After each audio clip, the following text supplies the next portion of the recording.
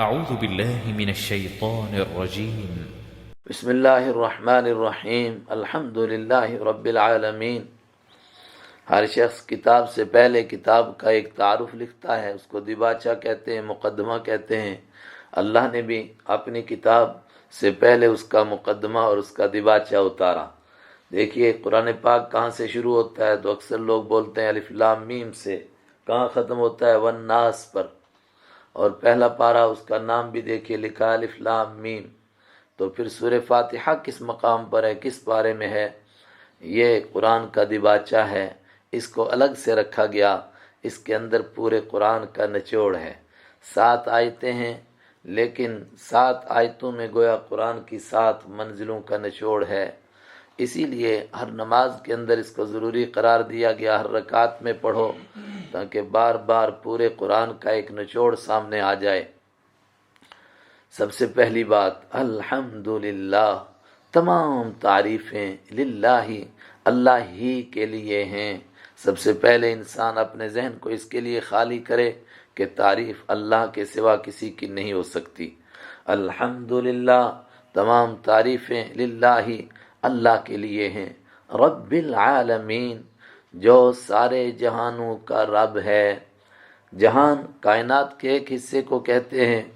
انسان ایک جہان ہے، فرشتے ایک جہان ہیں، جنات ایک جہان، حیوان ایک جہان، نباتات ایک جہان، حجرات ایک جہان، اور پھر یہ دنیا ایک جہان، آخرت ایک جہان، زمین ایک جہان، آسمان ایک جہان۔ ان سارے جہانوں کا مالک اللہ ہے۔ رب کے معنی مالک بھی ہے اور رب کے معنی پالنے والا بھی۔ سارے جہانوں کو پالنے والا اللہ ہے۔ اللہ کرے کہ جب ہم نماز میں پڑھیں تو ہمیں یہ تصور آئے کہ اللہ ہی سارے جہانوں کا پالنہار ہے اور ہمارا بھی وہی پالنہار ہے۔ الحمد، تمام تعریفیں۔ یہ تمام کس کا ترجمہ کیا؟ آگے بھی آئے گا۔ الف لام میم کا جو الف لام کا جو شروع میں آ رہا ہے، مختلف معنی آئیں گے۔ متعین چیز پر آتا ہے ال، اور اس کے علاوہ اس کے معنی تمام ہوتا ہے۔ الحمد، تمام تعریفیں للہ، اللہ ہی کے لیے ہیں۔ رب العالمین، جو تمام جہانوں کا پالنے والا ہے۔ الرحمن، دوسری صفت اس کی، بہت زیادہ رحم کرنے والا ہے۔ رحمان کے اندر وہ مبالغہ ہے جس کو کسی زبان میں بیان کرنا آسان نہیں۔ بہت رحم کرنے والا، اپنوں کو بھی نوازتا ہے اور جو اس کو نہیں مانتے ان کو بھی نوازتا ہے۔ الرحیم، بہت زیادہ رحم کرنے والا ہے، بار بار رحم کرنے والا ہے۔ رحمان کا مفہوم کہ سب کو نوازتا ہے، اور رحیم کا مفہوم بار بار نوازتا ہے۔ دنیا میں بھی نوازے گا، آخرت میں بھی نوازے گا، لیکن بہت زیادہ رحم یہ دنیا میں کس پر ہوگا؟ سب پر ہوگا، ماننے والوں پر بھی، نہ ماننے والوں پر، سب پر اس کا کرم ہوگا۔ اسی لیے عربی کا محاورہ بن گیا رحمان الدنیا و رحیم الآخرہ۔ دنیا کے اعتبار سے اللہ رحمان ہے، بہت زیادہ دینے والا ہے۔ ابراہیم علیہ السلام کی دعا انشاءاللہ آج ہی آئے گی۔ انہوں نے دعا کی، اے پروردگار، جو تجھے مانے ان کو رزق عطا فرما، لیکن اللہ نے فرمایا ومن کفر، جو نہیں مانیں گے، کفر کریں گے، ان کو بھی عطا کروں گا۔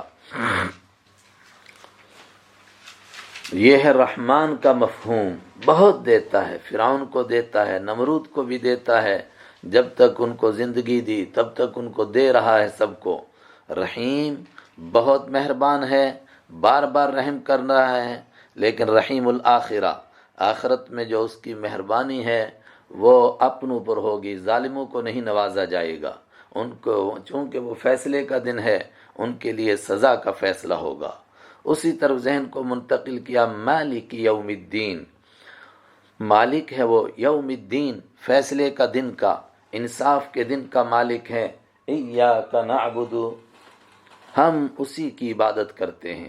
ایاک نعبد، جب یہ صفات انسان کے سامنے آتی ہیں تو گویا تصور میں اللہ اس کے سامنے آ جاتا ہے۔ ہماری تفسیروں میں بڑی مضبوط تفسیر ہے قاضی بیضاوی کی، بیضاوی شریف کے نام سے۔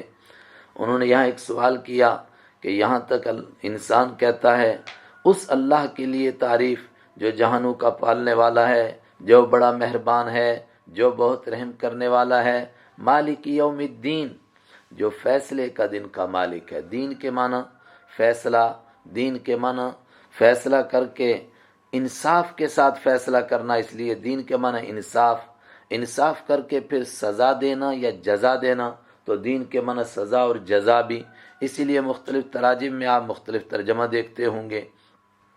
اور چونکہ یہ سب کچھ آخرت میں ہوگا تو اس لیے دین کے معنی آخرت بھی کر دیتے ہیں، وہ آخرت کا بھی مالک ہے۔ جب یہ صفات پڑھتا ہے انسان، سنتا ہے، تو اس کے تصور میں آتا ہے یہ سب کچھ اللہ کر رہا ہے، پھر وہ نہیں بلکہ وہ تو سامنے آ گیا۔ ایاکا، تیری ہی نعبد، ہم عبادت کرتے ہیں، تیری ہی، یہی کس کا ترجمہ ہوا؟ ایاکا، تیری ہی نعبد، ہم عبادت کرتے ہیں، وَإِيَّاكَ، اور تجھ ہی سے نستعین، ہم مدد مانگتے ہیں۔ حضرت عبداللہ ابن عباس رضی اللہ تعالی عنہ نے خود تفسیر فرمائی کہ یہ تاکید کیوں ہے تیری ہی؟ فرمایا اس لیے کہ لوگ اللہ کی عبادت کرتے تھے اور آج بھی کرتے ہیں، مگر صرف تنہا اس کی نہیں کرتے تھے، اس کے ساتھ اوروں کی بھی کرتے تھے، اس لیے قرآن پاک نے زور دیا تیری ہی عبادت کرتے ہیں، اور جب عبادت تیری کرتے ہیں تو مدد بھی تجھ ہی سے مانگتے ہیں، کوئی تیرے سوا حاجت روا نہیں، مشکل کشا نہیں، مددگار نہیں۔ تو سب سے پہلی کیا مدد تجھ سے مانگتے ہیں؟ اے مالک تو ہمیں سیدھا راستہ دکھا دے، اس سے بڑی اور کیا مدد چاہیے؟ اہدی، دکھا دے تو، چلا دے تو ہم کو، چلا تو ہم کو، نہ ہم کو، الصراط المستقیم، سیدھے راستے پر۔ جس کو نہیں نصیب ہے، عجیب لفظ ہے، تو وہ ترجمہ کرے گا دکھا دے، ابھی تو نظر ہی نہیں آ رہا ہے، اور جس کو نظر آیا، جو چل رہا ہے، اس کے لیے ترجمہ ہوگا چلا تو، یعنی جس راستے پر صراط مستقیم پر تو نے مجھے لگا دیا، اب اس راستے پر چلا تو ہمیں۔ الصراط المستقیم، سیدھا راستہ، اور سیدھا راستہ کس کو کہتے ہیں؟ قرآن اپنی تفسیر خود کرتا ہے، آگے کئی جگہ آئے گا، ان اللہ ربی وربکم فاعبدوہ ھذا صراط مستقیم۔ لوگ یہ بات تسلیم کر لیں کہ سب کا رب اللہ ہے، اور پھر اسی کی عبادت کرنا مان لیں، ھذا صراط مستقیم، یہی سیدھا راستہ ہے۔ اس کی دعا مانگتا ہے انسان مدد کے لیے سب سے پہلے، کیوں؟ اس لیے کہ اور چیزوں کی بھی ضرورت ہے انسان کو، مگر وہ تو سب کو مل جاتی ہیں۔ اصل مسئلہ وہ ہے جو اللہ نے اپنے خاص بندوں کو عطا فرمائی نعمتیں، اور وہ ہے صراط مستقیم کی نعمت۔ حضرت ابراہیم علیہ السلام اللہ کے خاص بندے، اللہ نے فرمایا ہم نے ان کو بہت نعمتیں دیں، کیا نعمت دیں؟ وَهَدَيْنَاهُ إِلَىٰ صِرَاطٍ مُسْتَقِيمٍ، ہم نے ان کو سیدھا راستہ دکھایا۔ حضرت رحمت عالم صلی اللہ علیہ وسلم امام الانبیاء ہیں، فرمایا ہم نے آپ کو بہت نعمتیں دیں، خاص کیا نعمت دیں؟ اِنَّكَ عَلَىٰ صِرَاطٍ مُسْتَقِيمٍ، آپ کو صراط مستقیم عطا فرمایا۔ تو اے پروردگار، یہ سیدھا راستہ تجھے تیرا چاہیے، دکھا تو، چلا تو ہم کو سیدھے راستے پر۔ کیا ہے سیدھا راستہ؟ مجھے اور آپ کو توفیق مل جائے، صرف ہم اپنے مالک کی عبادت کرتے رہیں، اس کے حکموں پر چلتے رہیں، اسی سے مدد مانگتے رہیں، اور اسی راستے میں پھر موت آ جائے، موت سے پہلے کسی موڑ پر ہم پھسل نہ جائیں۔ اسی راستے میں جب موت آتی ہے تو اسی کو اللہ کے حبیب صلی اللہ علیہ وسلم کے صحابہ فرماتے فزت ورب الکعبہ، کعبہ کے رب کی قسم آج کامیاب ہو گیا کہ جس راستے پر لگا تھا اسی پر موت آ گئی۔ صراط الذین، سیدھا راستہ۔ اب یہاں خود اس کی تعریف فرما رہے ہیں، کس کا ہے؟ کون ہے سیدھا راستہ؟ صراط الذین، ان لوگوں کا راستہ، الذین، یہ الذی آئے گا، کبھی اللتی آئے گا، کبھی الذین ہوگا، اس کے معنی اردو میں ہوں گے جو، جس، جن، اور آگے جو علیہم، کبھی علی، کبھی الی، اس کو اس کے ساتھ جوڑ کر ترجمہ کریں تو آسان ہوتا ہے۔ علیہم کے معنی ان پر، لیکن الذی کی وجہ سے اس کو جوڑ لو تو الذین علیہم، جن پر انعمت، تو نے انعام فرمایا، ان کا راستہ چاہیے۔ غیر المغضوب علیہم، جن پر غضب نازل کیا گیا ان کا نہیں، غیر کے معنی علاوہ، سوا، المغضوب علیہم، غضب کیا گیا ہے، علیہم، جن پر، جن پر غضب کیا گیا ہے ان کا راستہ نہیں۔ کون جن پر غضب کیا گیا ہے؟ بہت ہیں، قوم عاد ہے، قوم سمود ہے، جن کے نام قرآن پاک نے لیے ہیں، اور خاص طور سے کہا جاتا ہے کہ یہودیوں پر اللہ کی لعنت ہوئی اس لیے کہ انہوں نے جان بوجھ کر کے صراط مستقیم چھوڑا۔ ان کے راستے پر ہم کو چلنے سے بچا، ان کا راستہ نہیں جو تیرے انعام یافتہ لوگوں کا راستہ ہے، اس راستے پر چلا۔ وَلَضَّالِّينَ، اور ان کے راستے پر بھی چلانے سے بچا۔ الضالین، جو پھسلنے والے ہیں، جو بھٹکنے والے ہیں، جو راستے چلتے چلتے گمراہ ہونے والے ہیں۔ یہ کون لوگ ہیں؟ کہا گیا کہ وہ طبقہ انسانوں کا جو چلنا چاہتا تھا سیدھے راستے پر، لیکن اپنی مرضی سے سیدھا راستہ تلاش کرتا رہا، اور پھر اس سیدھے راستے کی دھن میں وہ راستے سے پھسل گیا، اور کوئی کدھر کو نکلا اور کوئی کدھر کو چلا گیا۔ وہ سب پھسلنے والے ہیں، ان کے راستے پر چلنے سے بچا۔ اور کہا جاتا ہے کہ اس طبقے میں جن کو ہم مثال کے طور پر پیش کر سکے، کون ہیں پھسلنے والے؟ کہ عیسائی پھسلنے والے ہیں۔ انہوں نے رہبانیت کو اختیار کیا، اور یہ سوچ کر اختیار کیا کہ ہم سیدھے راستے پر چل رہے ہیں، لیکن وہ سیدھے راستے پر نہیں چل رہے تھے، وہ پھسل گئے، یہاں تک کہ جنگلوں میں رہنے لگے، اور وہ رہبانیت جو ان کے دین کی پہچان تھی، کسی وقت میں وہی ان کے لیے تباہی کا ذریعہ بنی۔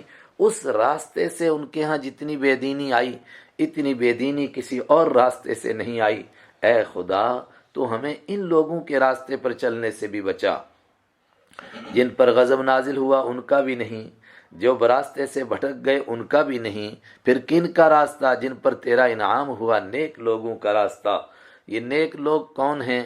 آگے سورہ نساء میں آئے گا، من النبیین والصدیقین والشہداء والصالحین۔